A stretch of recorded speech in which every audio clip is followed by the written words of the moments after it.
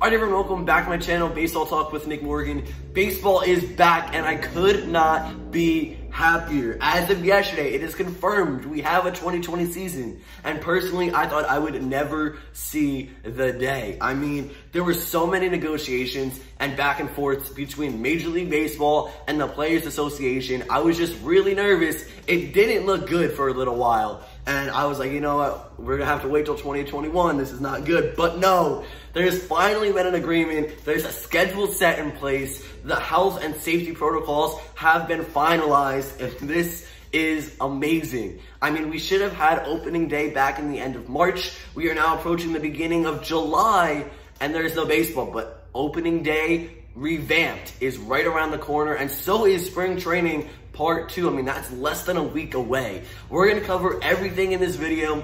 I can't say that it's not gonna be me just freaking out the entire time because I'm super excited, but we are going to talk about all the changes that are coming into play here for the 2020 season. A lot going on. It's crazy, it's hectic, it's gonna be different for everyone, but baseball is back, and at the end of the day, that is all that I care about. I'm excited. Let's get this one going.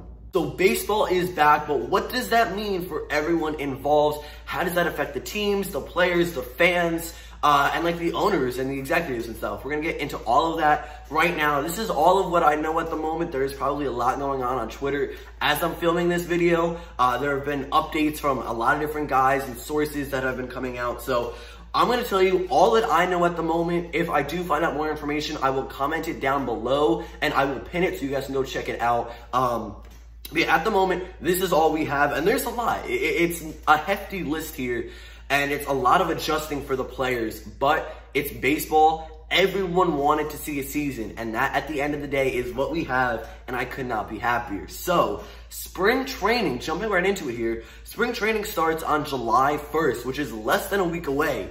And that's super exciting. I mean, we haven't had baseball play for a long time, and the fact that we get information and just days later we're going to be able to see players back on the field is amazing. It starts July 1st. It's not going to be as much of games as it's going to be just workouts and getting players back onto the field and doing their normal routines. So I don't know how like media is going to work here.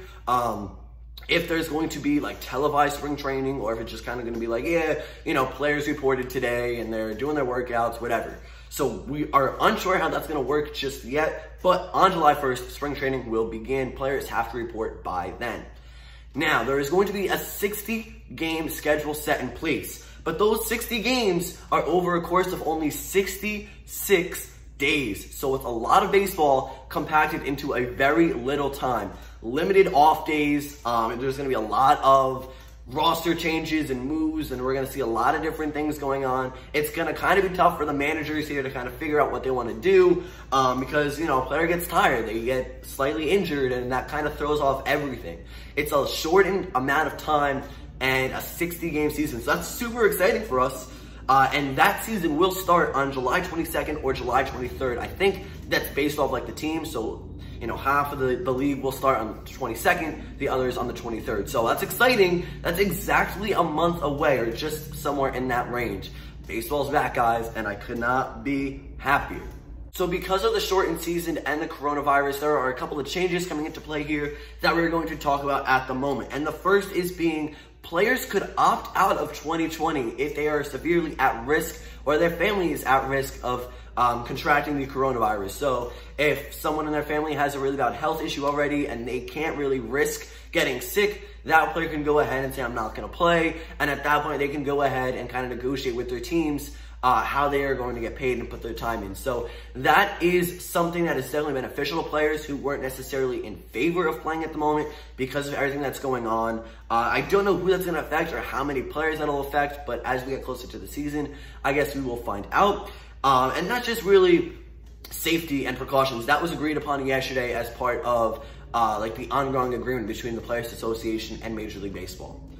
The other thing that's really big here is the universal DH, and that's not necessarily implemented because of the virus. That is just kind of like a test run for future years. The National League will be adding the designated hitter spot to their lineup. Pitchers will no longer hit. And if this goes well, this could be something we see later down the line in 2021 or 2022 full time. This could completely change Major League Baseball just off of the 60-game year. Super exciting. It's going to benefit a lot of teams, especially guys like the Mets who are loaded with bats. But we'll see how this goes. I personally think it's not a bad idea, and it's a great time to use this. Universal DH is in, and so are players opting out. So moving on with a couple more changes here, the trade deadline has been pushed back a month. Instead of it being July 31st, it is now August 31st. And of course, that makes sense because if it was still the end of July, teams would only have a week to A, see how their team is doing, and B, make negotiations with other teams trying to see who can go where. But I don't know how many teams are actually going to utilize the trade deadline this year. It's a very short season, so if a team's not doing well, I just don't even think they're going to really try after a certain point. But we'll see. I mean, maybe some teams will surprise this year. I will see some big names get moved. I kind of doubt it. But it's good that that is an adjustment made. That is only for this year, by the way. Next year, it'll go back to July 31st, assuming there's a full season and no more changes are necessary. Now, we also have some roster adjustments. If you guys aren't aware, usually there is a 40-man roster and a 26-man roster. For the start of the season, each team will get a 30-man roster that gives you a couple extra guys on hand, ready to play whenever, in case someone gets sick or cannot play. This also eases the manager's pain a little bit. They have a couple extra guys, a little more relief, and some backup when necessary. Now, as the season progresses, instead of 30 men, it will drop back down to 26 at some point. I think after like 20-some games, it'll go back down to 26 men, and you can kind of see what changes are needed when and where.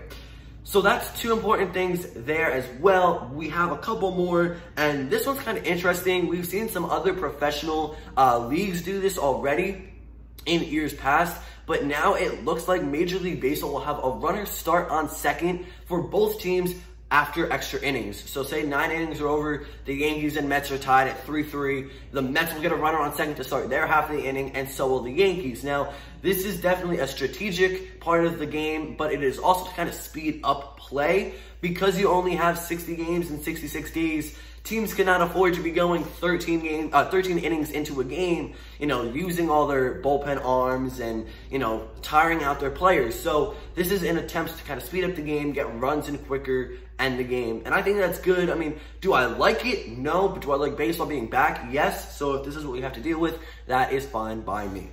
Another thing to note of importance here is that fans will not be in attendance for these games. So I believe just the entirety of the season will be the players, the executives, and the personnel that are required to run a game.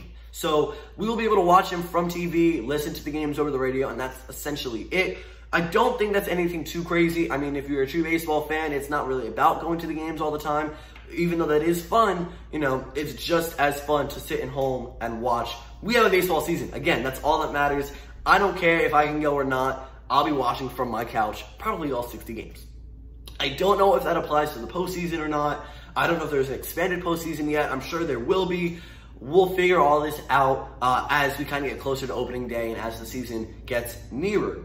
Another thing is any player or person in the clubhouse or dugout that is not playing currently will have to wear a mask. So guys like Aaron Boone, bench guys, you know, anyone in the bullpen who is not warming up, they will all wear masks so that it kind of prevents the risk of spreading the coronavirus. And to follow that up, we have players no longer being able to spit seeds or just spit in general on the field, in the dugout, wherever that may be. They can chew gum. That's not really affecting us at all. It's more the players, but that is not permitted. So that's a minor change there for us. And again, it doesn't bother us with the players. We'll have to make some tiny adjustments to make sure that they follow those rules. 3 words for you guys. Baseball is back. I'm so excited. I'm at a loss for words. I mean, I've probably said that a bunch of times in this video already, but it's true. I love the game. I've been playing and watching for so many years. Baseball's been a huge part of my life, and it's just been really weird these last couple months not having anything to turn on and watch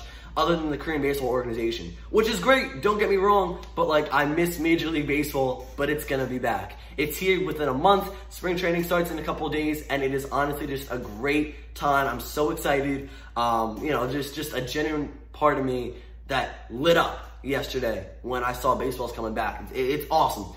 And I know I've been off YouTube for a little bit, but I'm coming back, regularly scheduled videos from here on out again, like it used to be. Baseball's back, so am I, better than ever. We're on the push for 1,000 subscribers. If you guys are new to the channel, don't forget to like this video, comment down below your emotions. What's going on? Let's talk about it. Let's be hyped together about the season coming back down below in the comment section. And of course, subscribe if you guys haven't already. Thank you all so much. I'm excited to be watching and talking baseball with you guys again. I'll see you all next time. Peace.